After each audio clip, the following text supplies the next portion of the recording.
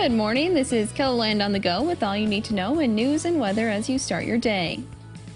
A Rapid City hotel is under fire after threatening to ban all Native Americans from staying there. The comment was made on social media after a shooting at the hotel last Saturday morning. The Cheyenne River Sioux Tribe is issuing its own response.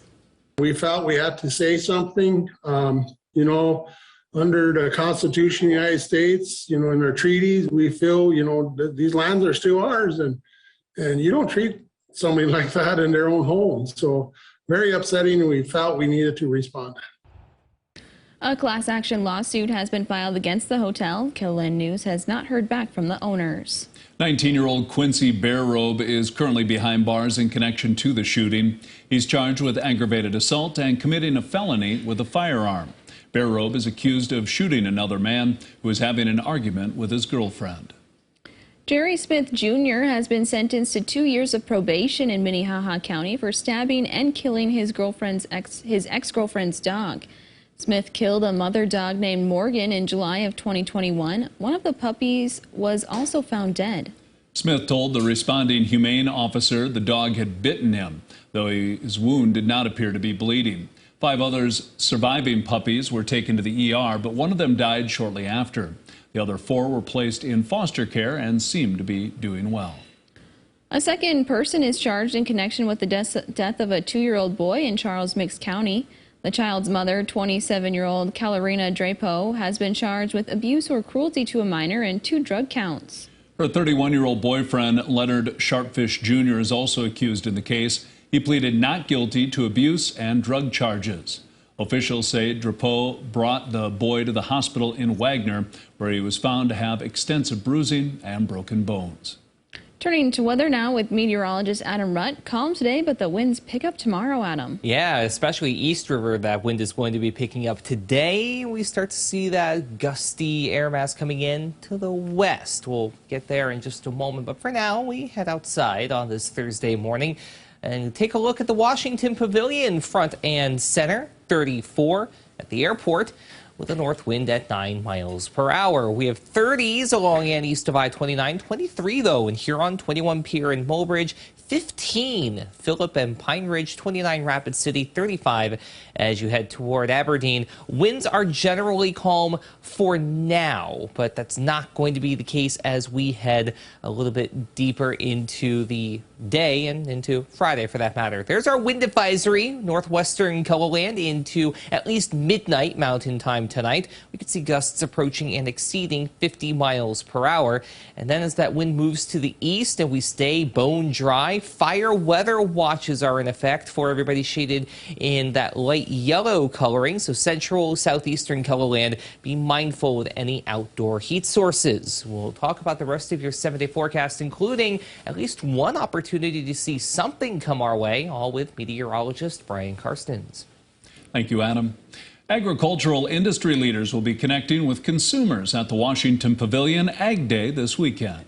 Pipestone is hoping to educate consumers more about the pork industry at this year's event. They will be bringing in weaned piglets to give visitors a hands-on experience. It's farmers' livelihood, and it's how they live every day. And I think with everything going on in the world right now, I think it's important to know that farmers care about their animals and their crops, and we want the consumers to know that as well. Ag Day will be taking place from 9 a.m. to 1 p.m. this Saturday. After spending a few days back home in Vermilion, the Coyote women's basketball team is ready to head to the Sweet 16. USD and the city of Vermilion will host a send-off event this afternoon at 12:30 along Rose and Cherry Streets. The team is heading to Wichita, Kansas to take on Michigan. The game tips off at 5:30 p.m. Central Time on Saturday. KELOLAND Sean Bauer and Grant Sweeter will be following along with the action on the court and bringing you the latest interviews and highlights both on air and online.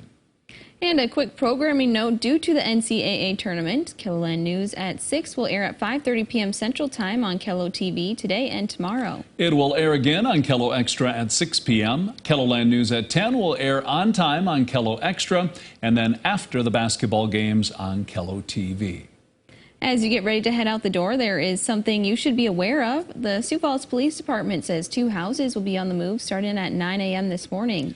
This will impact South Cliff Avenue, 33rd Street, Minnesota Avenue, and West Russell Street. Officers ask that you avoid those streets if possible. That's a look at some of our top stories. Now let's get one last look at your weather with meteorologist Brian Karstens. Brian? All right, today's weather, well, trying to thin out the clouds. That's one story we're following today, East River. You can still see quite a few through mid-morning, but notice the afternoon, the edge of those low clouds kind of going away here along the James Valley, then into Sioux Falls. So I'm hopeful we'll end the day with more sun. That'll get us back to at least 50. We don't have as much wind. All those things kind of link together, don't they, in the weather story. Now, West River, definitely a push of wind in the afternoon. We've got wind headlines, as Adam just mentioned here, for far western South Dakota. And we do expect tonight, as this front passes through, it may generate a couple sprinkles. It's not really going to be one that's going to do much more than that. And then we've got wind on the table tomorrow. A lot of that will be widespread, and even gusts in Sioux Falls could approach 50 miles per hour in the afternoon. So no question that will be a problem considering low humidity and the fire danger forecast. Let's look at some wind numbers here. See how the numbers, at least for the afternoon, Sioux Falls area to Watertown, pretty tame really, 10 to 15. But see how that wall of wind comes back in the forecast. It'll probably reach Sioux Falls by late this evening.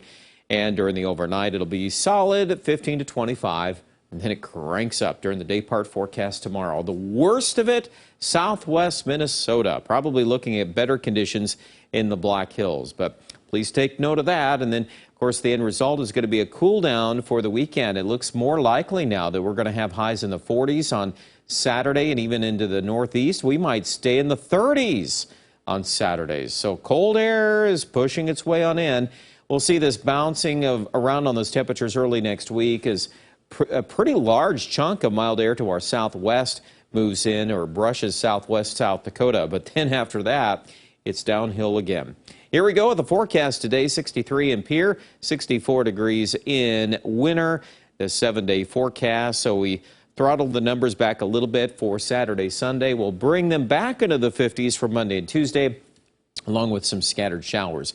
We are still watching Wednesday. There's a system out of the northwest that'll drop in, could deliver a punch of some rain and snow, but it is not, at this point, all the details. We've got a lot of work yet to do on that because in drought conditions, West River, I'm really hesitant to put a lot in the forecast. I do think Aberdeen could get some of that by day 7.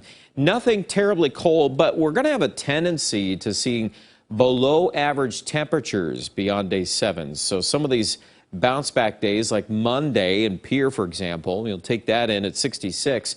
I can't rule out some showery weather early next week for both Pierre and Rapid City, just not an overly wet pattern for us. Not the kind of moisture that we could sure use. Check out details with this weather online at KELOLAND.com and have yourself a great day.